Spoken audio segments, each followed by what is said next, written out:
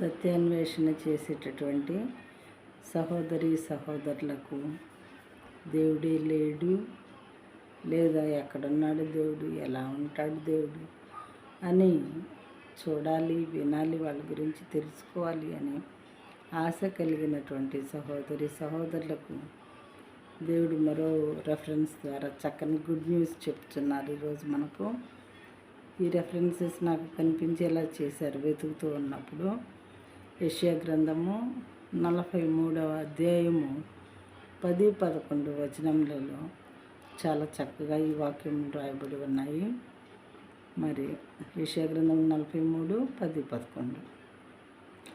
నాకు ముందుగా ఏ దేవుడునూ నిర్మింపబడలేదు, నాకు ముందుగా ఏ దేవుడునూ నిర్మింపబడలేదు, నా తరువాత ఏ దేవుడునూ ఉండడు, నా తరువాత ఏ దేవుడునూ ఉండడు.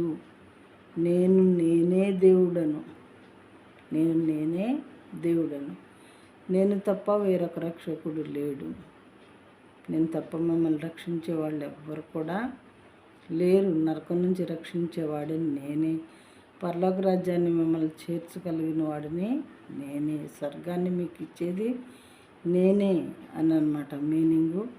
ఇలాంటి మాటలు మనం కూడా ఒక్కోసారి వాడుతూ ఉంటాము.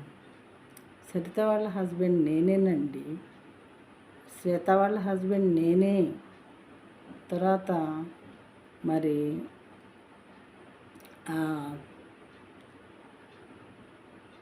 స్వాతి మామేసేసేనండి, స్వాతి మామేసేసే నా భార్య, నేను తప్ప ఇంకెవరు లేరు అనే మీనింగ్ ఇక్కడ వస్తుందన్నమాట. నేనే అంటే నేను తప్ప తనకి ఇంకెవరు లేరు, నాకు నా హస్బెండ్ తప్ప ఎవరు లేరు, అతను తప్ప అనే మీనింగ్ అనమాట. ఇక్కడ కూడా దేవుడు ఆయన తప్ప ఎవరు లేరు అనే మీనింగ్లో చాలా చక్కగా చెప్పబడింది.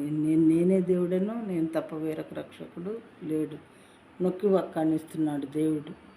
వాక్యాన్ని నమ్మితే మనకు మేలు జరుగుద్ది, నమ్మకపోయినా అది మన ఇష్టమే.